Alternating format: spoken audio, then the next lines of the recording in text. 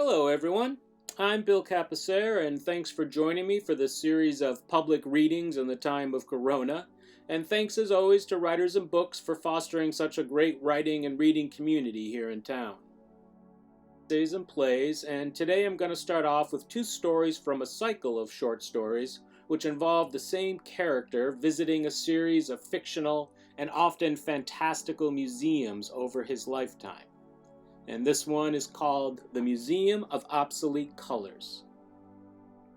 From the outside, the Museum of Obsolete Colors looks like a giant open box of crayons, a long rectangular structure. The upper third, through some clever stonework, is seemingly hinged and pulled back so as to reveal tiered rows of larger-than-life faux crayons. The crayons originally covered the full spectrum of colors, but the wearing of time and weather have produced in most a sort of uniform pastel, so it is often difficult to distinguish, say, between indigo and sky or magenta and maroon.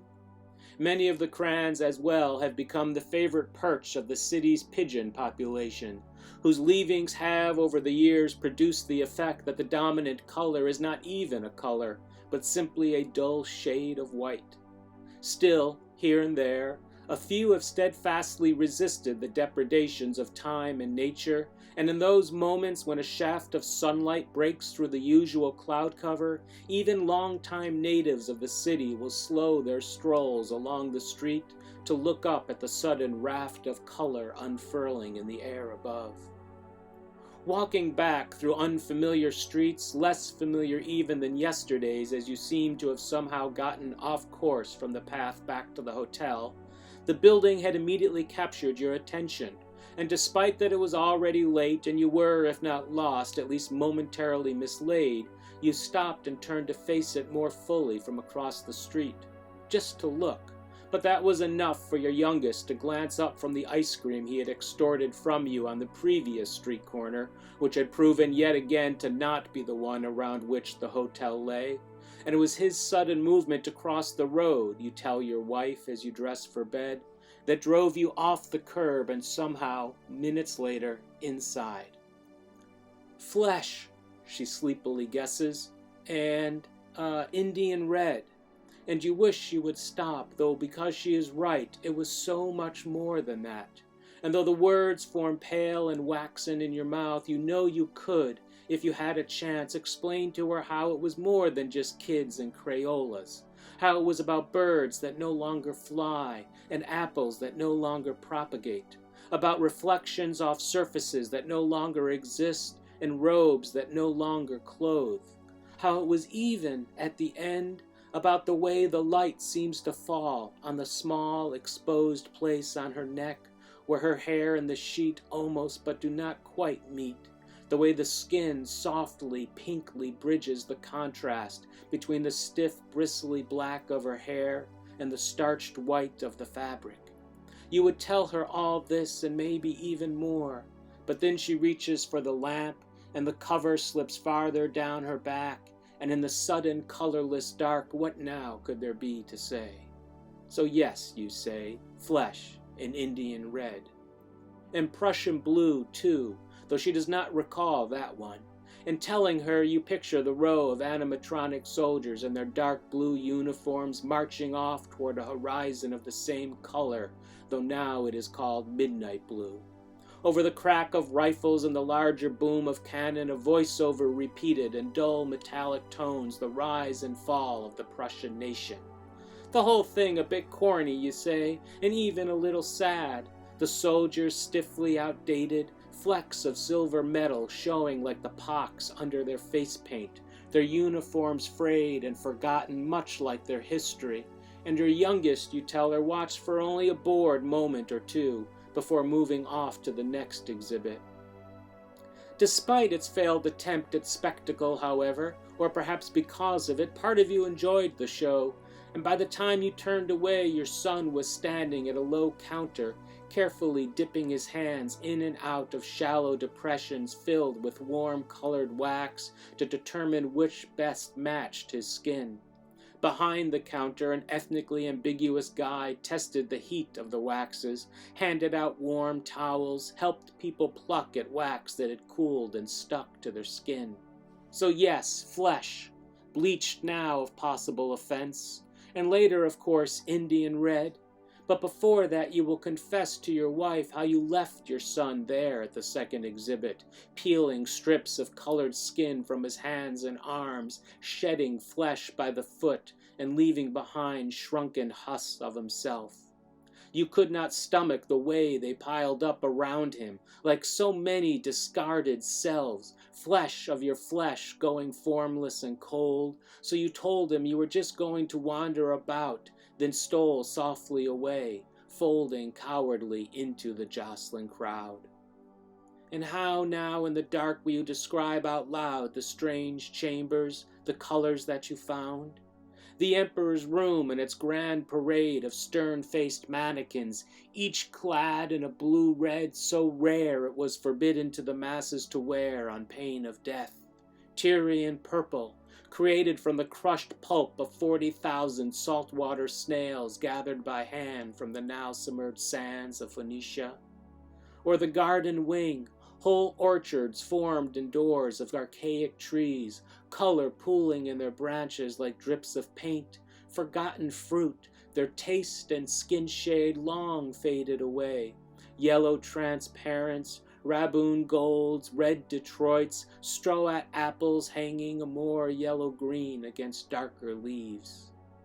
One room seemed rather a courtyard open to a wide open sky, but not, it turned out, because the sky was in fact visible, but because at just that moment over just that spot, millions of passenger pigeons chose to take flight, and while parts of them, their bellies, their beaks, their folded legs, were some pink and some white and some pale or bright red, the shoulders and heads and wingtips were all an unnamed blue, not indigo blue or midnight blue or Prussian blue, paler than those, paler even than the sky blue you had first thought it was, almost gray, a blue-gray, and when they took off it must have looked, you thought, to those with a survivor's eyes to remember, like the whole of Lee's army at Gettysburg had taken sudden timorous wing, leaving the earth and its muddy, bloody ground behind before it pulled them under forever. And it was here, you say, between passenger pigeon blue and absinthe green, that your son, pink-skinned and sore, finally found you.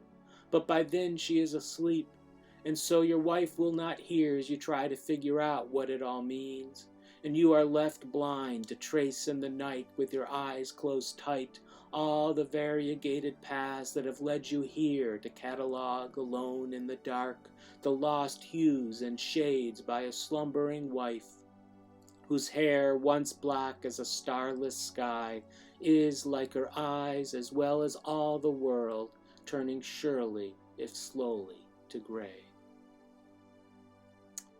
And this one is called The Museum of Grace. At its base, the Museum of Grace is only 20 square feet, its bottom concave as if drawing itself away from even this minimal contact with the ground.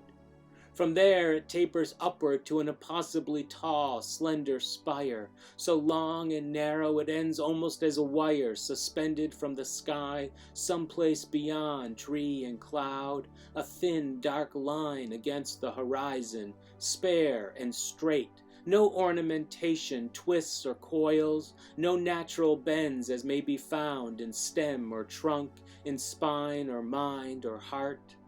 When it moves, as it does each day at lauds and matins and vespers and compline, it retains its unswerving shape, rather than whip or curl in response to its own motion, or that of the winds that swirl around it, or to the imperfections of the ground, major or minor, as it skims over hills or mountains, ponds or oceans, cemeteries or cities, over sinners and those sinned against. Its movement is a keening whistle, high-pitched and distant, gone before it can be placed, and the people over whom it has passed will look up as if hearing a familiar cry, or the soft note of a long-forgotten song, and wonder at the sudden wet in their eye. The museum, they say, has shrunk over time, its dimensions grown ever smaller save for its height, the stone walls pressing inward over the years. Once, they say, hundreds could have walked its many halls and corridors, and the radiance spilling from its countless windows lit the region around it for miles, a second sun candled so bright that those allowed to approach were blinded whether they blocked their eyes or no. When asked later what they had seen, those that returned, they would not answer, and only long after their sight had returned would some of them say, "No bones, fewer saints than I expected, nothing of gold or silver, little of paper, nothing boxed or cased or contained, much of tree and water and rock and child, and music. I remember music." And if it were day when they were telling the story, they would go outside and stare at the sun until tears ran down their faces. But few have seen the museum in some time. As it has grown smaller, closed in on itself and swallowed its openings upon the world, it has also grown darker, hidden its interior light, so that rather than emblazon the night, the museum slips through, unseen and shadowy. Though there are always rumors. A small village in southern Mexico in 1929, Tarazin in 1942, a barrio in Rio in 1977, more recently the dirt yard of an orphanage near Tikrit. And there are the brochures, from where nobody knows. They move like the museum, darkly, thinly through the world, passed hand to hand, slipping through the fingers of most like sand, and when they come finally to you, the pages are blank, white seas emptied of possibility, and when you turn to the back where directions or a map might lie, more of the same, and so you know it is not for you to visit the slender spire arrowing ever upward, unmapped and unmoored, unwindowed, and for you, forever undoored. Okay, and now this is a prose poem piece about driving from Rochester to Schenectady after receiving a phone call that night that my wife's father had suffered a stroke and was for all intents and purposes dead, although he was being kept alive by machine until family members could come say goodbye. This is called Because I Would Not Write the Moon for You, but for Me. Because you huddled weeping in your seat as our car arrowed its way to your childhood home, because arrowed, not sped, nor raced, nor hurried, because Diana, because goddess and hunt, and especially moon, because words, because illusion, because this is what I do, even while you cry. Because you were only an hour earlier asleep, because your father was not, until the beeping machines were silenced a day after our arrowing drive, and he euphemistically, metaphorically was, and so would always forever after be was, be is not. Because your mother heard the tumbling thud and walked in dull dread to find the cause at the bottom of their stairs, then called the people you call, though it was already too late, though already aware of absence and ache rising over the horizon, and called us after because it was already too late. Because it was late, I answered, because words are what I do while you dropped deeply into dreaming, because you were dreaming so did not hear the ring, because I picked up quick, because nothing good comes by phone at 2 a.m., because nothing did. Because I woke you, because your father, because aneurysm, because stairs and gravity, and because, while the moon continued to rise outside, though neither of us saw it, not yet, because you were crying, because there are too many becauses, and because there are none at all. Because 6-year-olds sleep like cats, and because we whispered, and because you cried so quietly, and because it wasn't too cold, and because he was swaddled in blankets anyway, he did not wake when we took him from his bed and pressed and buckled and secured him into his car seat, all 5 points of the harness, because the world we know can turn in a moment, because it just had. Because we turned the car east and headed in the wrong direction for death, because Avalon, because Blessed Isles, because Valinor, because symbol and illusion and allegory, because words, because this is what I do, even while you cry.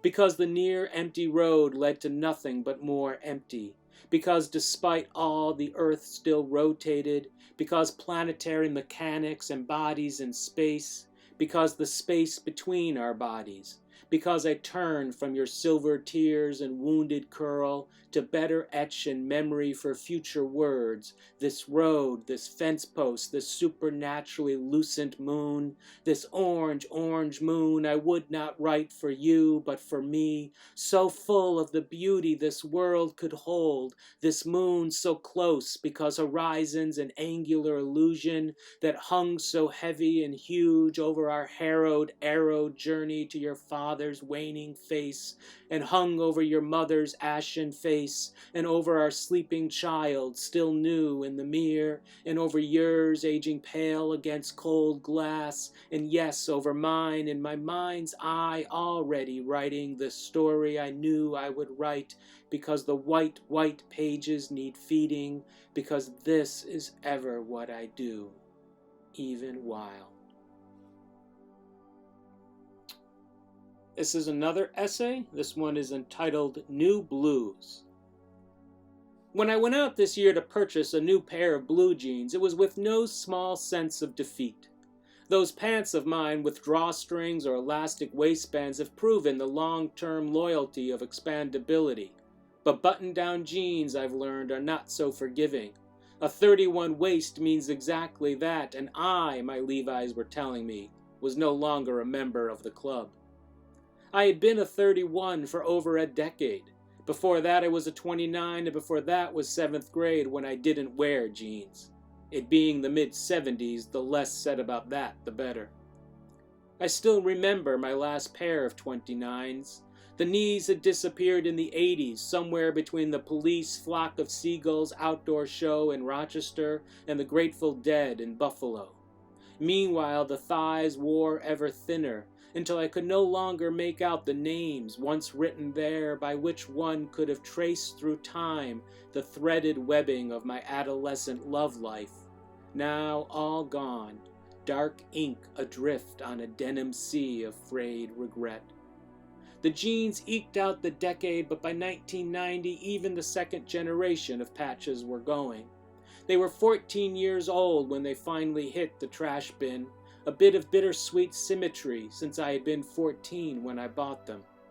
It was 1976, the country had just celebrated its 200th birthday. Our town was festooned in red, white, and blue. My father had been dead for 2 years, and I was entering Minerva Deland Junior High School, old enough to know I was not finished yet with death. But who would have guessed that straight-leg Levi's I purchased with my mother that August at Sears would outlive her by 13 long years. They outlived as well my grandmother, who moved in after my mother's death, and I'm sure she rued not being there the day I finally threw them out. At least twice I had to rescue them from the garbage can she had tossed them into, her voice following me through the door of the garage as I rummaged amidst the trash. "What, you got no money, you gotta go around like a hobo? I'll give you the money. Go out and buy some new ones." Which I had done already, of course. These weren't my only jeans, but they were the ones I clung to as tightly as they hugged my own body, for all the reasons I could not have enunciated back then, but that seem so obvious now. Although this was only my second change in waist size in nearly 2 decades, Walking into the Gap, I was hit with a vision of myself crossing that threshold again and again over the coming years, the store gradually elongating until it looked like that warehouse that closes Raiders of the Lost Ark, a cavernous space filled with parallel shelves of stacked, crisply folded jeans, meeting at some distant point of perspective while giant placards bearing ever-increasing sizes receded into that storm blue horizon. Looking at my choices didn't help my mood, as it became apparent that the jeans industry had, in my time away, transformed itself from the simple options I recalled into a dizzyingly baroque collection of esoterica, arcane shades of size and shape I couldn't even begin to elucidate. There is something humbling about trying on pants labeled relaxed or easy fit, a sense of public surrender to the widening tide of middle-aged flesh. Which is why when the very young, very slim, and very blonde salesgirl snuck up behind me to ask if I wanted to try on the pair of relaxed fit and easy fit 32 by 30s in my hands, my immediate thought was to tell her they weren't for me. I was, holding them for a friend. But instead I swallowed my pride, helped by the proximity of my wife, and let her lead me to a dressing room. When I exited both times, though, it was with a sense of tentative relief, bolstered by my wife's confirmation that the jeans were not just too long, as all are on my 5'4" frame, but also too wide in the waist. The salesgirl agreed, and my esteem for her expertise only increased when she suggested stepping down not to a 31, but a 31 slim fit. The girl clearly had an eye. After several trips between the shelves in the dressing room, it came down to the 31 by 28 easy fits, good length, little loose, and the 31 by 30 slim fits, too long, and admittedly a bit snug.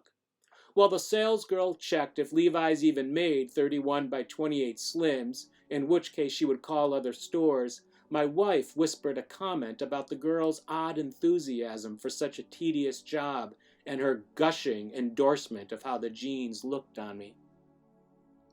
Once I would have walked into the store just at the sight of such a girl, drawn simply by the beauty and promise of her as she folded jeans, snapping them outward, then bending to crease them sharply against her tensed thigh, the golden ends of her hair splayed out against dark blue fabric, so if you looked only there, you might think of how fire looks at night, just around the edges, where its own light has burned the night's black a paler blue.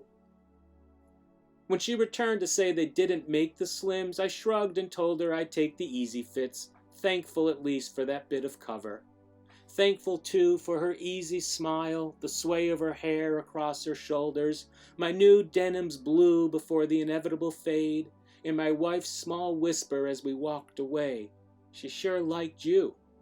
Thankful even for the bittersweet knowledge that it wasn't really true, but it could have been once, when she or I would have inked her name on my thigh, blue on blue, sea on sky, all the bright lit world between.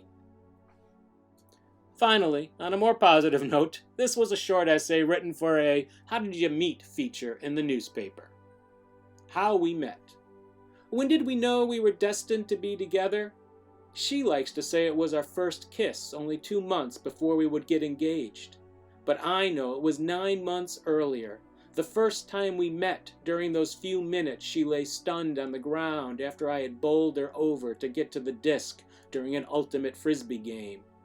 Sure, in between there was our first date when after dinner she told me to just drop her off back at work, or the time she rolled down her car window to loudly announce to our friends in the car behind us that there is absolutely nothing going on with Bill and me. Not to mention her first earnestly recited I just want to be friends speech, or the second, or the third. There was manipulating of team rosters so we played together, pretending to have work when offering to share her late-night office hours, and timing of arrivals and departures from my apartment so I would see her coming and going from her own just down the street. Our friends say I simply wore her down like wind and rain on rock, but I know the kiss that she says sparked it all was mere confirmation of how she had looked up at me from the ground that first time 9 months earlier, dizzy with love. Though I suppose it could have been the concussion. Thanks again, everybody. I appreciate your time.